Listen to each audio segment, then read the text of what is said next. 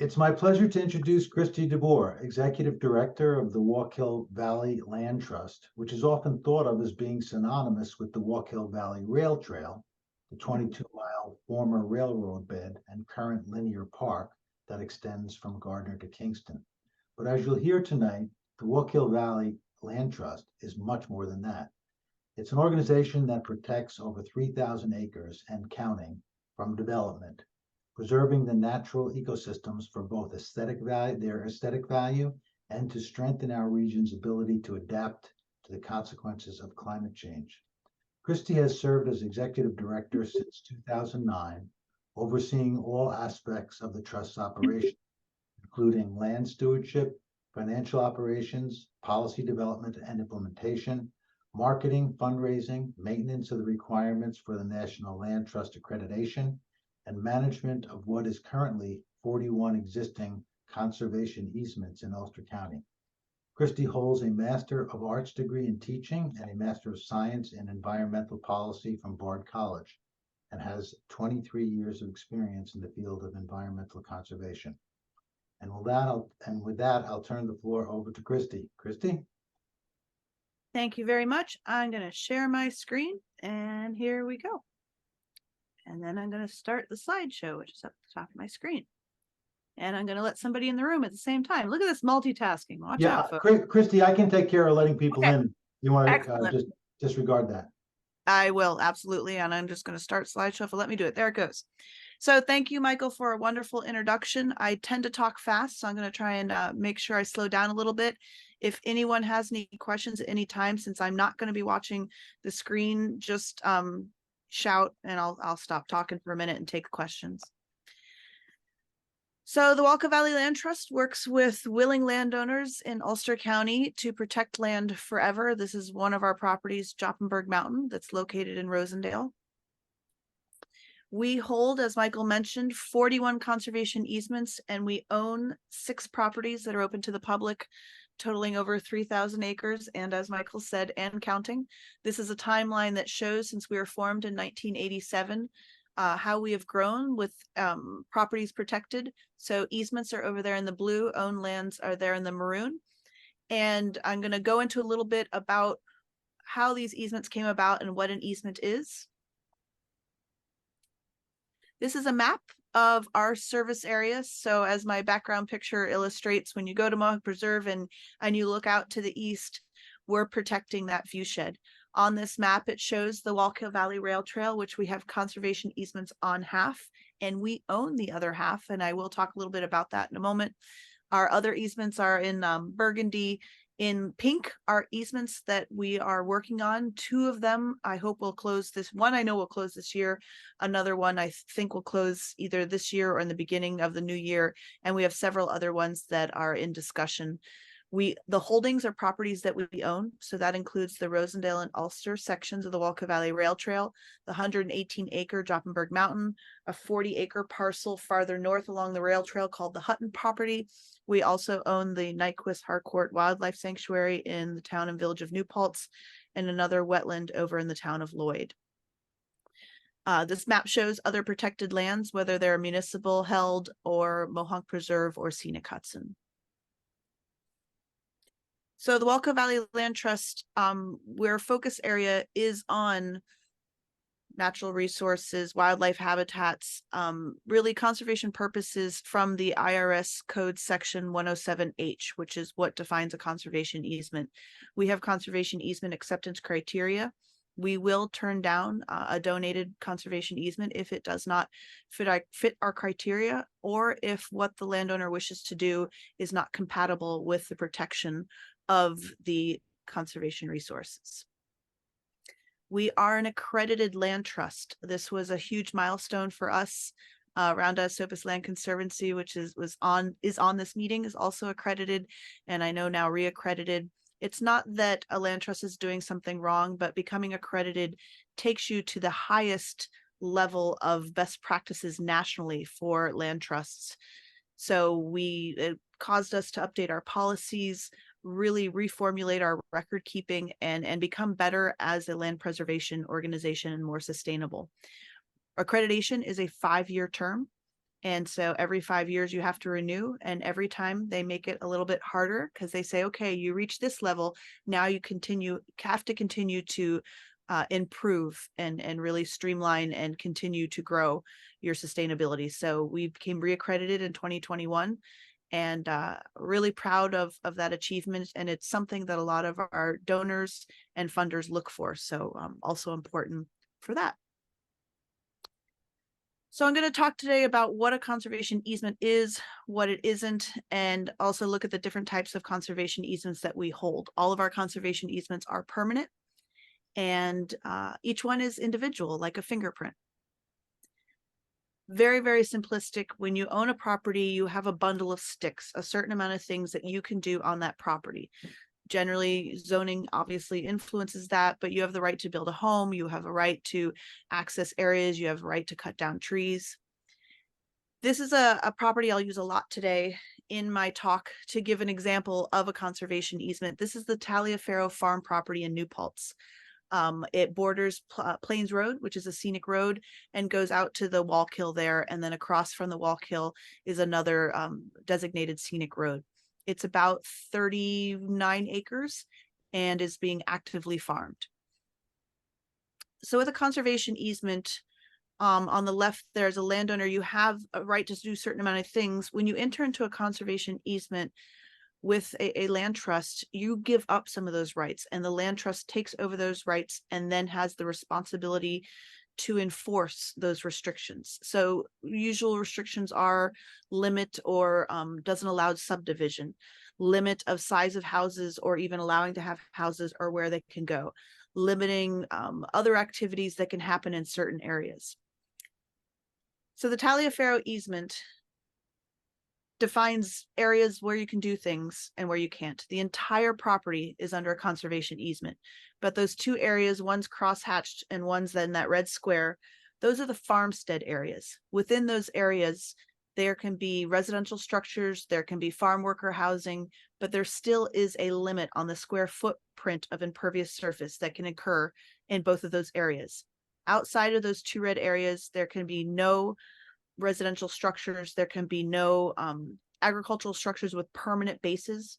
There can be hoop houses, which are temporary structures, anything allowed for farming, but permanent structures can only go in those two red areas.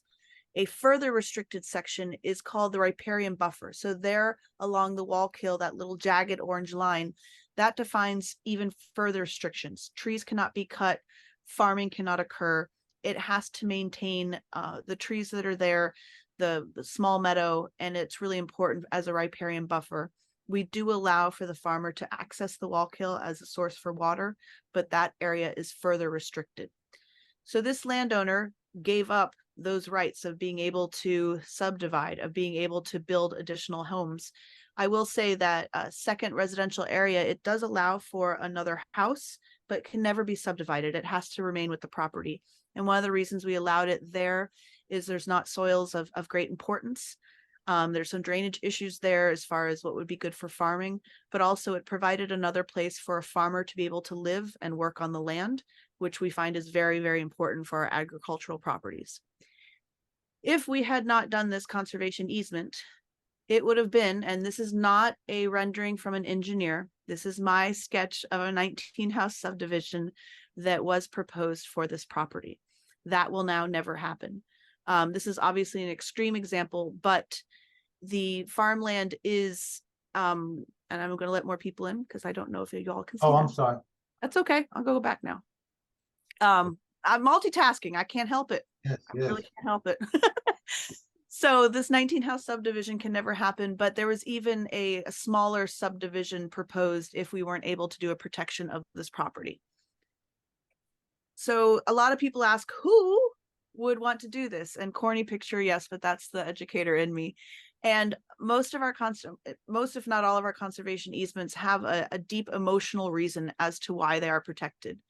This is Roger Roloff and Barbara Peterson. They donated a conservation easement on 12 acres of their land in the village and town of New Paltz. And one of the reasons they purchased it is they're really involved with nature, and they saw how special this property was, and they did not want it developed. This easement on their property is extremely restrictive. It only allows for trails, no structures, no buildings. It can only be allowed for outdoor recreation on foot, no motorized vehicles. And they did this because they really wanted to. But there are incentives for doing conservation easements. There's the New York State tax credit. Every single conservation easement that we have that is privately owned is eligible for the New York State tax credit.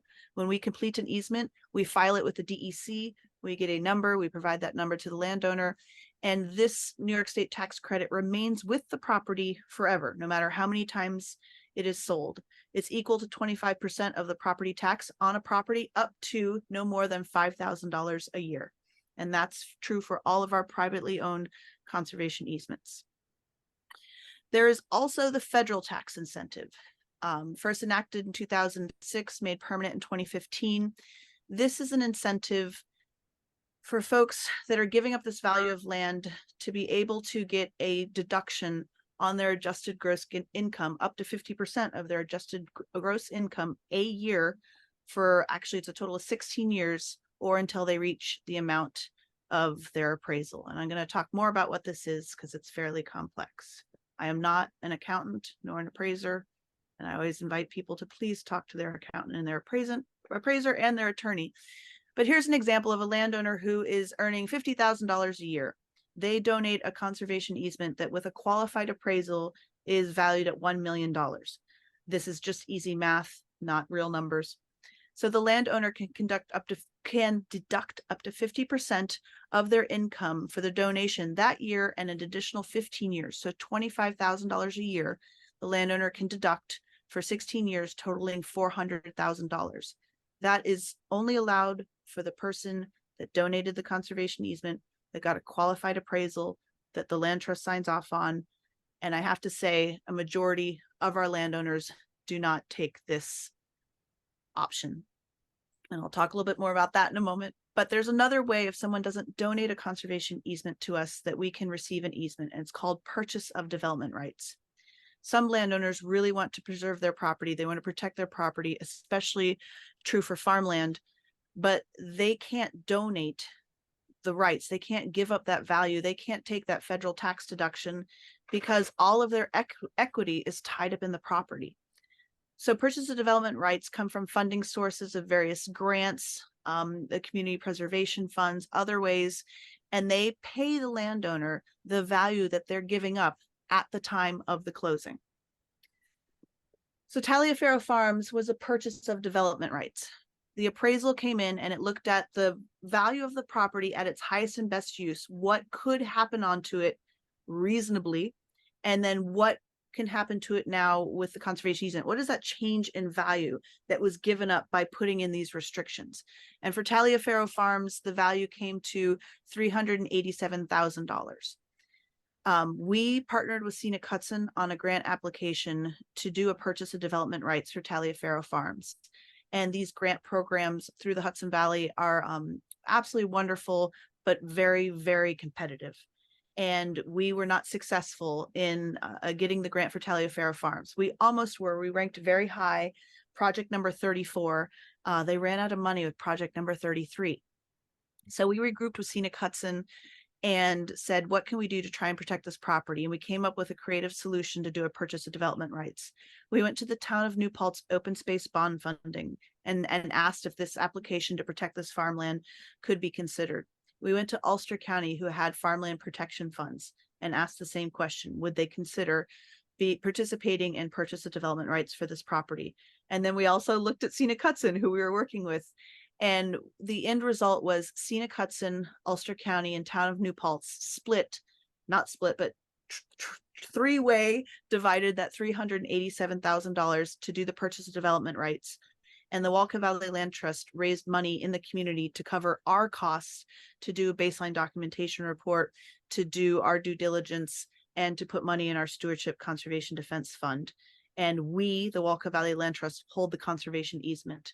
The town of New Paltz, Scenic Hudson, and Ulster County all hold third-party rights of enforcement. So anytime if one of those entities feel that we are not carrying out our obligations in enforcing the conservation easement restrictions, they are allowed to step in. So at the closing, the Taliaferro Farms received $387,000, and they were able to use that to pay off their mortgage, invest in the farm.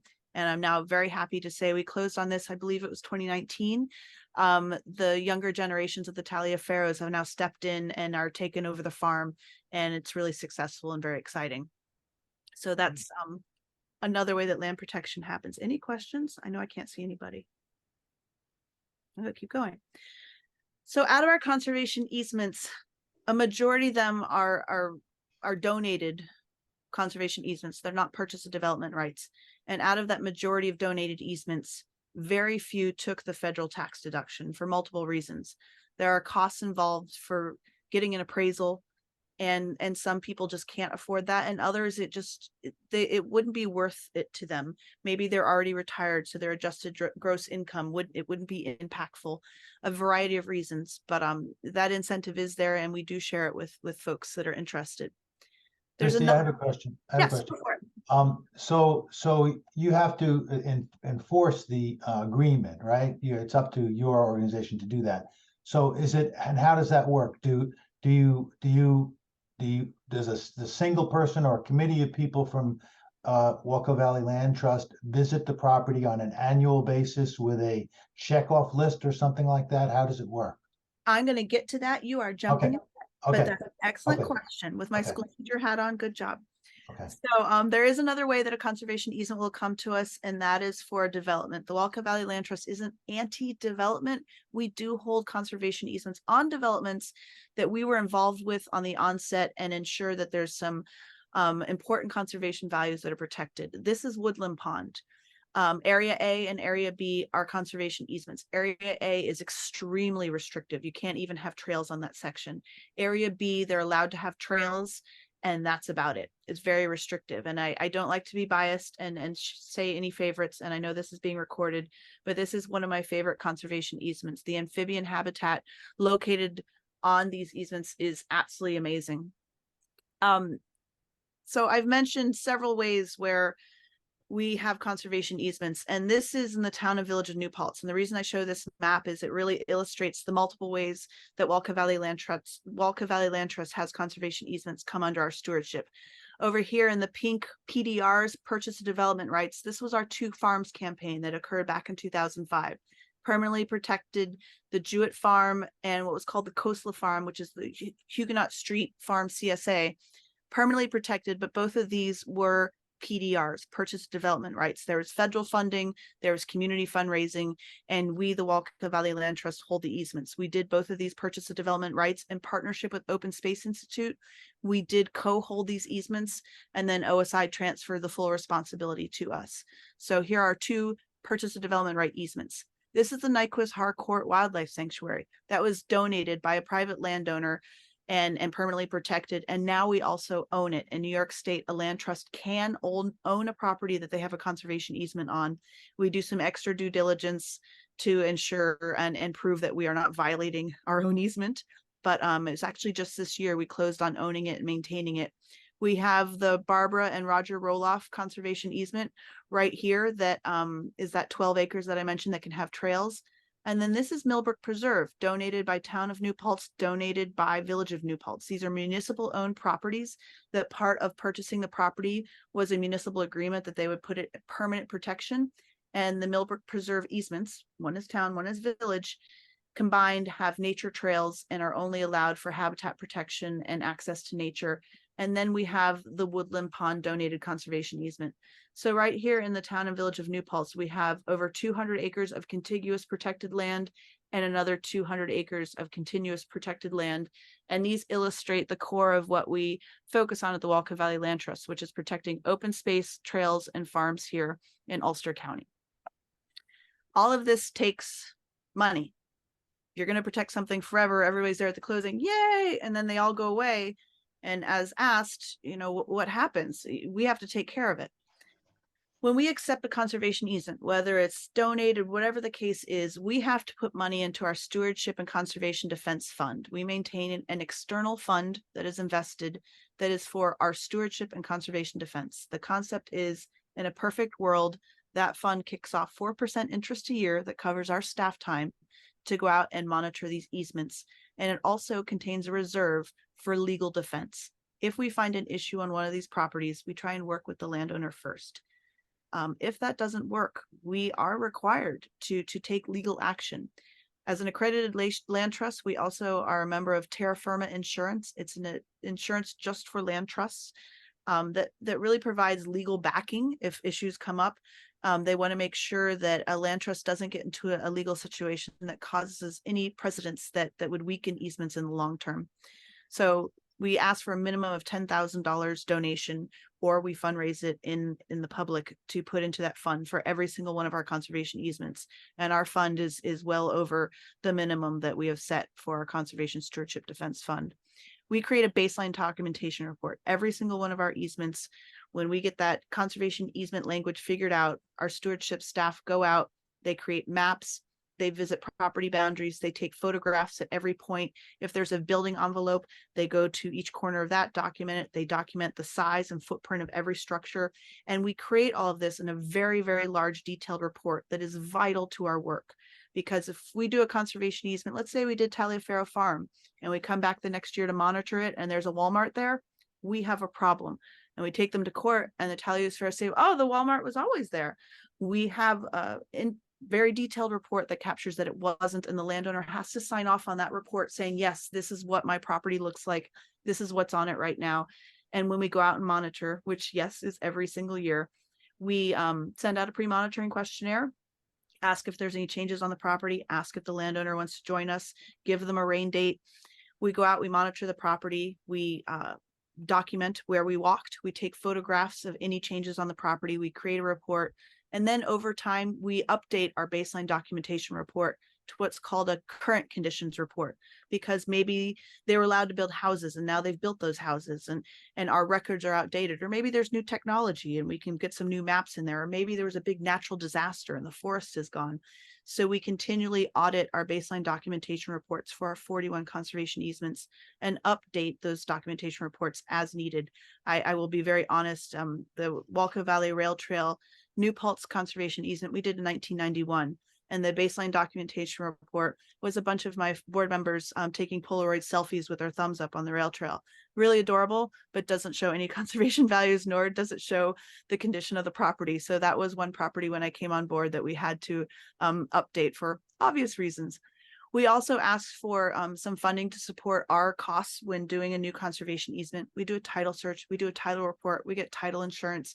A mortgage has to be subordinate to the easement. We try and recoup some of our legal fees. It's often difficult. And then we have filing fees. The staff time for negotiating and drafting the easement is never covered. It's impossible. Some easements take years. There's an easement I worked on for 7 years. There's an easement that took 9 months. So staff time is often not included, but at a minimum, we had asked for about $12,000 for accepting a new conservation easement. And that's what we're asking for to cover our obligation forever, which again is a long, long time. Conservation easements are forever, but there can be amendments and extinguishment. Extinguishment is very, very rare. The greatest example I can give, I've never experienced an extinguishment, but if there's a government taking, let's say that the president decides that the New York State Thruway has to go right through Millbrook Preserve, they'll do a taking and the easement will be extinguished, but those are very, very rare. What we do look at sometimes is amending a conservation easement. We will never say, oh yeah, you know what, it's not important anymore and get rid of it, but we will amend an easement in order to address some things that have come up. So amendments cannot create any negative impact on the conservation values. There can be a net neutral impact, there can be a net positive impact, but we can't go backwards. This is an example of an amended conservation easement. So the original easement was on this 100 acres on 32 in Rosendale. It's a very restrictive easement, really was just to protect the forest, and the easement allowed for some type of structure to be built in the future for research and study. A couple years later, the landowner came to us and said, you know what, I don't want a structure to be built there. That's silly. And I want to add in the rest of my acreage that has my house here, this 30 acres. So we amended the original conservation easement and took out one of the available restricted reserved rights, build that structure. Now you can't. And then we added in the rest of her property with the same pretty strict restrictions, except that we made a building envelope around her residence so the residential structure can stay and be maintained. So that's one example of one amendment that we did in my timeline, that, you know, that we weren't going backwards, we're moving forwards. Another one of my amendments that I really loved is the property allowed for one subdivision to the adjacent neighbor, and a residence could be built. And this individual got in a huge fight with her neighbor, and she came to us and she said, I want an amendment and I want to take that off, and I don't want that to be able to happen. And we did, and she passed and the property sold, and the adjacent neighbor said, hey, can I buy this one little section? And learned that nope, that was taken off the table. But Chrissy, on that last slide, isn't the amended footprint smaller than the existing conservation easement in that case? So the so what it's the concept for in that example I just gave. So let's pretend it's, you know, they could have built the, if you guys can see my mouse, the other easement I was referring to, they could have sold off a corner here and the neighbor could have built on it. What we did is now that can't be sold off. It's still under the conservation easement. It's just now a structure can't be built on it, and easements can allow for subdivision. This one took it away. The property all has to still remain intact. Does that make sense? So before, a little piece of it could have been sold and it indicated where the house could go, what the size of the building envelope, where the building envelope could be. All of that's been taken away. It'll never be built on. Well, I don't want to get too much into the weeds and throw you off your presentation, but I thought you were saying that the original easement protected the greenish section, and now it was switched over to protecting the bluish section, which is much smaller. Yep. So the original easement is this 100 acres in this blued out little hashtag area. Yeah. This one over here. Yeah. And that, so a structure was allowed to be built here. We removed that ability, and then we added in this other blue area. I understand. So it's just the structure that was changed. Okay. The structure was changed. Yes. And it's Route 32 that cuts through this. And this is actually a cemetery. That's the other little cutout. And what's fun about this property is it goes up over the ridge, and then this is our Wallkill Valley Rail Trail up here to the top. So you could wander off and fall into the road and then wander over to the rail trail, which the staff has done one time during monitoring it. So I mentioned monitoring. We have 2 stewardship staff that work and do our monitoring of our conservation easements. Yes, we go out and monitor each one of our easements every single year, but sometimes we have to go out more often. Let's say Willow Pond Sheep Farm, which is there in Gardner. They were allowed to build some additional agricultural structures. They were allowed to build another residential structure. So they came to us and said, hey, we want to do this. We asked for maps. We asked for what they wanted to do in writing. We checked it against the conservation easement, said, yes, this is what you can do, and let us know when construction is going to start. And then we let them know periodically throughout those as things were being built to make sure it was happening in the right place. You'd be surprised how many times somebody has a map upside down. I'll go back up to the my lovely favorite map here. This Poets Preserve easement, the day before we were supposed to close on it, we went back out to make sure everything we had documented on the conditions of the property were still the same. And we discovered that there had been a lot of trees cut down, bridges and benches built. Somebody had trespassed on their property and violated the easement that we were about to put in place. It turns out this is Duzine Elementary, and the students were given permission to build a trail on Millbrook Preserve, but somebody read the map wrong, and they built it on the Poets Preserve property, which was an immediate violation of the easement. So we did not close on the easement. We reached out to the school. They were all on summer break. We're able to at least have the activity stopped, and they did clean up what they had done. But that's one of the reasons it's so important that we go out and check on these properties. And as things happen, we go out more often. Sometimes a landowner will notice something that their neighbor is doing, and most of the violations that we come across are third-party violations. Somebody got a little happy with a chainsaw. Somebody stole a boundary pin and then extended their deck. Somebody put all their drainage going onto the property. So those are all things that as we go out and monitor, now we're having to go back out a lot more often and manage those situations. When we find a violation of an easement, my happy staff, and there's some board and volunteers involved in this too, that come out with us sometimes, they document what's happening, bring it back, and we decide how to approach it. If it is no matter what the situation usually is, we want to make sure that step one is we stop the action. And step two is figuring out what to do next. Maybe there's a misunderstanding and they cut down some trees. Maybe somebody is aggressively violating the easement. And no matter what the situation is, we document every step we take, and we go out and enforce the easements, because that's what we're required to do. And we've had some people get upset. Well, I know it says this, but can't I? We're not here to make friends. This is our legal obligation. And the best way I've described it to someone that was violating the conservation easement on the rail trail, I said, look, we have to report to the IRS, and they don't have a sense of humor. And it got the guy's attention, and he stopped riding motorized vehicles on the rail trail that was under easement and became one of our volunteers. It's the most impactful turnaround I've ever experienced. But we do try and work with folks. Often it's a misunderstanding. But if we're not able to get some forward motion, we will litigate. We have several open claim holders, they're called, with terra firma. When we think there is a situation, we immediately place a claim holder, and we're actually in litigation for a violation right now, where we are asking for the occurrence of what's happened to be remediated and the property to be repaired, because the actions that were taken were so egregious. So we not only monitor and enforce our own conservation easements, but we do monitor for some of our municipalities, not enforce. So the town of New Paltz engaged in our stewardship services several years ago to be able to create some baseline documentation reports for town of New Paltz held easements. And then they contract us to go and do the monitoring for them. We do not enforce their easements, but we go out, we monitor, and we come back and say, here's what we found. And this is your easement, municipality, and it is up to you to enforce it. We have now done the same for the town of Gardner. And what was exciting about doing this is it really illustrates the importance of this work.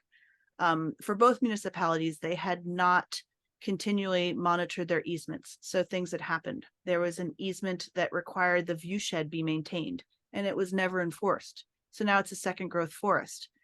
You know, the municipality, are they going to have the forest torn down? No. But that's an example of, if you don't monitor an easement, something can happen very quickly.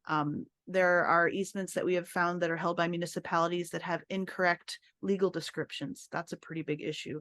They have dumps, they have encroaching structures. And so we're really thrilled to be working with municipalities to really emphasize that if you are requiring or holding a conservation easement, especially for developments, and you're requiring a conservation easement, if you're not enforcing it, then what's the point? So we're really excited to continue that work, as I see it as an educational step. So I threw a lot out there and really focused on easements, and I want to know if anyone has any questions. I think there might be a lot or none. Hi, Penny. Is there a minimum size? So we do not have a minimum size. One of the easements that we hold, and now I'm gonna go back to share screen because I actually didn't share one of the other things I want to show. Oh, there's my dogs. So one conservation easement that we hold, when I go to our map, where is it? Oh, that lovely picture of me when I was a small child. There we go. One of the conservation easements we hold is about an acre, and it's actually the Mohonk Preserve Ranger Station where their building is. So the reason that we accepted that easement, it was an easement held by OSI, and they transferred it over to us, and it's contiguous to other protected properties. So you can see a lot of these colors start to blend together and are adjacent. That's one of the things that we look at with our conservation easement criteria. You know, maybe it is a small piece of property, but it's adjacent to another protected land. That won't discount it. We've had someone, let's say this actually happened in the village of New Paltz, not near any of these other protected areas. It was a sneeze of an acre. And this guy said, I want to donate it. I want it protected forever. That did not make any sense to us and didn't fit our conservation easement acceptance criteria. So our smallest easement is just an acre. We have a couple of 5 acres, a couple of 10 acres. And what we're working on right now that'll close by the end of the year is down here. It spans Plattekill and Marlborough. It'll be our first Plattekill easement. It's 320 acres.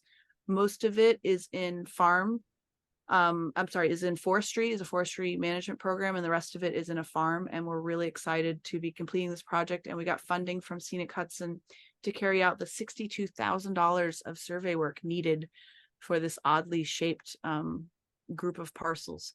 So kind of went off on a little tangent with that, but it reminded me that I also wanted to show, told you I was going to give y'all a shout out here. Oh, come on, where'd it go? There we go. So this is Ulster County. This shows all of your towns. And this map was developed when I first started back in 2009, showing the Ulster County Land Trusts. There are, I think it's about 13 land trusts that operate in Ulster County. If you start at the really big ones, Nature Conservancy, Trust for Public Land, get down to the Open Space Institute, Scenic Hudson, then you get down to Mohawk Preserve, and then you get to us littler guys. So that's the Round Esopus Land Conservancy, Woodstock Land Conservancy, Wallkill Valley Land Trust. All three of us were formed right around the same time, 1987. And it really was geography that separated us. So we overlap with the Round Esopus Land Conservancy here in Rosendale and Mohawk Preserve right there in the middle. Then you've got Kingston, Woodstock, and the Esopus Creek over here, and Cragsmoor down over here. So I share this because we all work really closely together. I've got someone that calls me over here in Rochester, and I call up Round Esopus Land Conservancy and vice versa. And we work with Mohawk. There's properties that aren't adjacent that touch what they have there in the middle. So they'll say, hey, my favorite story, Robert De Niro wants to do an easement. He's down here. I said, have him call. And has his people call my people. I'm still waiting for that call. But we all work really closely together because the ultimate goal is land protection. We're all doing the same thing. And I really appreciate the supportive atmosphere that we have here in Ulster County. There might be a lot of us, but there's a lot of work to do. So that was a shout out I meant to give. Do you have a map of all of Ulster County that's been preserved? I don't have that with me tonight, but we Scenic Hudson reaches out every single year, and we give them all of our data, and Open Space does every once in a while as well. So there are maps out there. And that would be really fun to put together. One of the things that we did in our own mapping with that map I showed of our protected lands is we reached out to our municipalities, whether they're contracting us to do their stewardship work or not. And we asked them, hey, send us, what property do you have conservation easements on? And a lot of them said, oh, we don't know. And that started some other interesting discussions, but we wanted to know, is there something that maybe we might be approached for that maybe a municipality holds an easement on and we're not aware of, and start those larger discussions. So I don't have that with me tonight, but shouldn't be that hard to piece together. Anyone else? Well, yeah. And I was You're good. We can hear you. I was just looking on my phone and trying to figure out what the name of the chemical is, but I think it's a roundout derivative, and they're using it in Catskill Park to kill Japanese knotweed. And I'm not sure how I feel about that. I mean, I don't feel good about the Roundup. Yes. Yeah. It's really, so I'm really glad you brought that up. We have, so I didn't really touch, I really focused this presentation on our conservation easements, but we do own half of the Wallkill Valley Rail Trail. We own Jopenberg Mountain, and we have really focused on these properties as a way to get more public outreach and support and financial support. And in doing that, we wanted to build trails, but we wanted to do habitat restoration. So the first step for that is removing invasives. We do have a very small bottle of Roundout that's in a big, my staff made this big skeleton, scary label on it. And we have a little paintbrush, and we have had tracts of areas where we've removed invasive species. And there's a few of them that we will paint a little bit of this thing on, like, let's say, I believe it's what's the vine? I can't think of the name of it right now. To make sure that we kill it. But we have a property that, is it bittersweet? Yes, the bittersweet. Yes. We had some gigantic bittersweet, and they went with, everybody stood back. It was this whole big thing. Only one staff member that was trained was able to do it. and we continue to monitor that property. And then we got another grant and we did a gigantic planting there. And it's been amazing for me to see the transformation on that property, but it did take the Roundup to really tackle that. We have a 40-acre property that I remember when it was first donated to us in 2010, I walked it in the snow and their little baby bear footprints. It was just amazing. And then Japanese knotweed showed up, and we now have Japanese knotweed on an acre and a half. And I can't believe how fast it's grown. And so we have a grant right now to try and pay to help us with some eradication of the Japanese knotweed. And I'm kind of terrified with what we're going to have to do, but we want to avoid chemical. Central Hudson, all of their utility corridors, they use some serious stuff through there, and it's really challenging. But for Japanese knotweed, it's really bad stuff. So I don't have a right answer, but something we're really struggling with as well. I guess the real question is, you have some kind of an easement from the ban on using it in national parks or in, I'm not sure. So you're the good guys, but if they make that kind of an easement and the bad guys get into using that Roundup stuff, I don't know. It makes me nervous when the good guys start using the bad stuff. Absolutely. And I'm not sure if it's Roundup of what we use. I know there's something that has bagged crossbones on it, but it's a really big concern. And there's been larger studies and things we discussed where maybe there's some types of invasive plants that are just what the habitat is now. I mean, maybe that's some of the things that we're looking at. I spent a brief moment of my career working at Hudsonia for Eric Kiviat, and he was looking at breeding birds and Phragmites. And that's, something I think also that we really need to look at. I have to say, if I hear the word unprecedented storm or unprecedented, it's changing, and it's changing fast, and we need to really figure out what that looks like. But I have to say, for the properties that we own, the Nyquist Harcourt Wildlife Sanctuary, there's lesser celandine. So we go out in the spring and we hand pull it, and it's tedious. You're down there and we're doing the best we can, and something we want to do with some of our landowners too. But honestly, we're going to do all this land protection. If nobody's really caring for the land and it all goes to crap, then what's the point? I was so grateful when the celandine started appearing in my garden, because I didn't know how invasive it was. And it's really, it's incredible.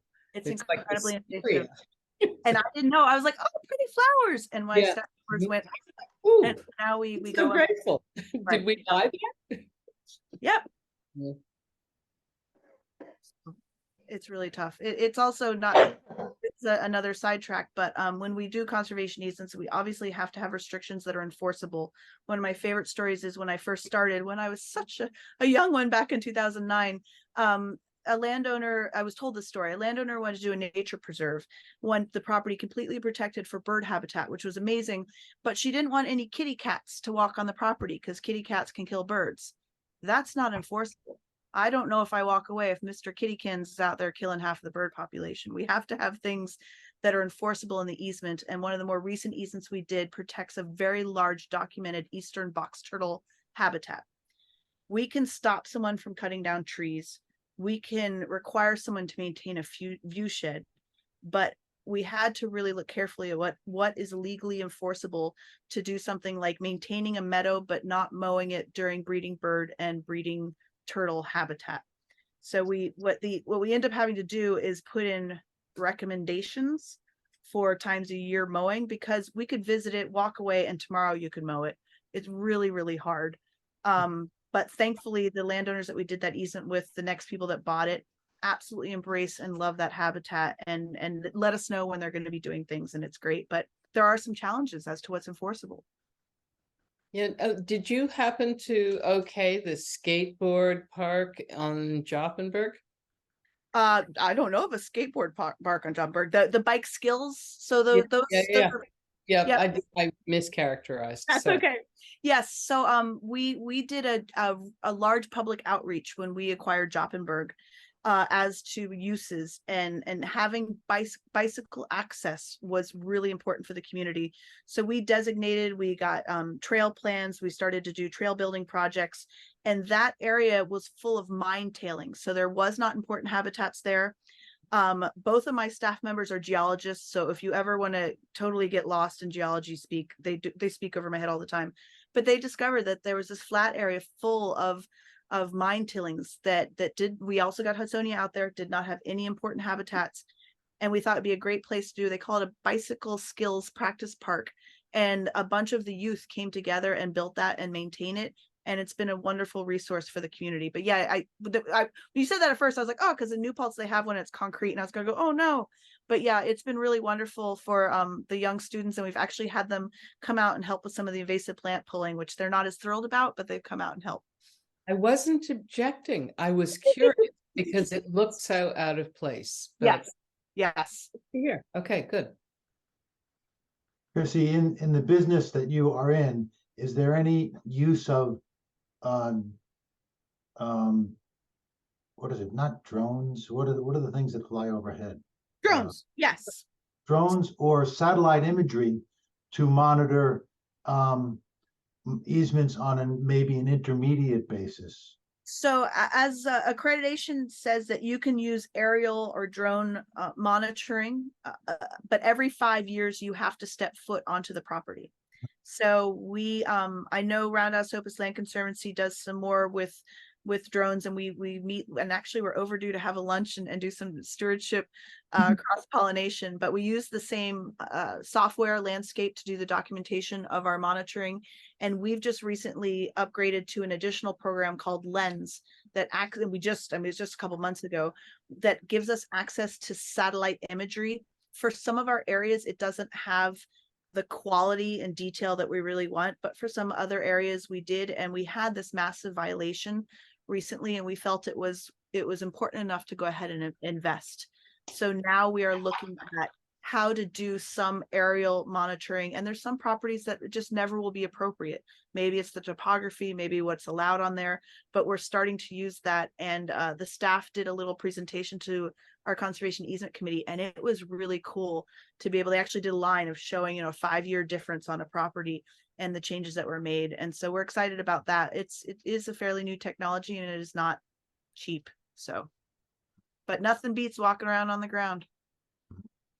And my staff loves to be outside. You tell them, I think there's a problem with, they're outside already. There they go. So. Sounds like a nice job. It's a nice job, but I will say, and you all are involved with land in some way, it's a very emotional job. Land ownership and land use is very emotional, whether it's a public property or private property. So it's not for the thin-skinned, but it's never dull. Christie, the town of Rosendale passed a resolution some years ago saying that we weren't going to use any poisons, toxics on the sides of the road. And we've been using a solution of Epsom salt, Dawn dish detergent, and vinegar. And it is as effective as anything else I'm seeing anywhere. Just saying. I thought I'd share that. I love that, because I didn't know that, and that's really wonderful. It was in New Paltz and then once in Rosendale. Central Hudson, their utility lines cross properties that we own and cross our easements. And I recall it was in New Paltz where they got some video evidence of chemicals being sprayed. In Joppenberg, I haven't witnessed that, but I have seen the gigantic chainsaw thing from a helicopter, which is super terrifying. But it's a little bit different than chemicals, and it's hard. They need to come out and maintain those utility lines, and they're going to come out and do it aggressively. Yep. I get it, but there is an alternative. No, yeah, no, it's really awesome. Okay, so it's 7:30 now. How about if we say one final question, if anybody has one? I just kind of like talking to this lady. Yeah, me too. Well, I just hate talking. So Gloria, what you got? I was just going to bring up, in the Bluestone Press recently, there's a discussion of a development on Lucas that's going to be hopefully a conservation development. So I just wanted to say that in the article in the paper, they were talking about the town holding the easement, the conservation easement. But Zolly is putting a letter in the upcoming paper saying that the developer should come to RELC, that we are prepared to monitor it and to oversee this easement on Lucas, as opposed to the town, which may or may not be able to follow up or follow through. So it makes really more sense for RELC to, I don't know if you guys are aware of that development on Lucas? Anybody know about it? Are you talking about the Jager? the Ja- Yes. Yeah. Hi, Ann. Hi. Yeah. So, yeah, and that's an interesting, you didn't touch on this so much, Christie. There's something called a development with a conservation easement. So let's say you have zoning of 5 acres or 3 acres, but you're putting a conservation easement on a big property and grouping your houses in a group. Then the houses can be on 1 acre, or, because you are putting an easement on all the other acres. And it's really a wise way to develop, is to leave as much open space and group the houses in a part of the property. So I hope this happens, and I hope they approach RELC about that. And I'm so glad, Gloria, you brought that up. So we have several developments that have been brought to us. One of them is already at the planning board. And if they're already at the planning board and the land trust has not been brought in early on, that becomes really challenging. So we have one that's in front of Gardner right now, in front of the planning board. And it is one, it's going to be a little bit of a stewardship nightmare, because at one point there'll be 7 different landowners. But the way that they've designed the development with the building envelopes does provide a lot of habitat protection, and we're willing to hold that easement. Gardner may or may not hold that easement, but I have to say, in doing the stewardship work for the town of New Paltz, it's made them very uninterested in holding new easements, and I'm speaking for them. But they realized, in quite all honesty, it's a pain in the ass, it's expensive, it's not fun, Right. it's super important. So town of Shawangum, I have to give them a shout out. They the environmental, and I might be misspeaking about, the environmental commission is as part of their charter required to go out and do the monitoring of the town held easements, and that now there's a situation where it appears that the town attorney is willing to step in with helping with a violation, and that's huge. But that's my biggest concern. If the land trust what we do is steward and enforce these easements, and a municipality can have a changeover and it can just fall Right. to the wayside, and then what's the point? But we have other ones where we had a developer come to us, I won't name the town, and said, here's a development and we're required to do an easement, and they put 10 houses, and then they took a rectangle in the back and said that's the easement, and we refused to hold it. And the developer got really mad at us. So it's, I hope they come to you, but we have projects from blue chip all the way to, all of the, and we work with willing landowners. And I have to say, once a development has invested all the money and is in front of the planning board, it's really hard to say, oh, give up those 5 houses and maybe cluster everything over here. And it's really challenging. So I'm glad Zolly's doing that. And we're seeing a lot of those projects. I know Woodstock's got a couple of big ones too. Yeah, thank you. All right, Thank well, Christie, thank you very much. Excellent I had- presentation. Can I ask a question before we Go ahead. wrap Yeah, up? go ahead. Can you talk about what's the difference between a conservation easement and a conservation development or a conservation subdivision? So, and Gloria, you're nodding too, so maybe you can speak to this a little better. So if it's a required, if someone needs a zoning variance in order to do a development, there will be a conservation. It's not what I call an easement. They're required to set apart a side of part of the land that they're not going to develop, and then they're going to do additional development that generally isn't allowed in the zoning. And a municipality would consider that a conservation project. But in our eyes, we look at what the IRS section 107H defines as a conservation easement, defines as conservation values, and that's what we hold it to.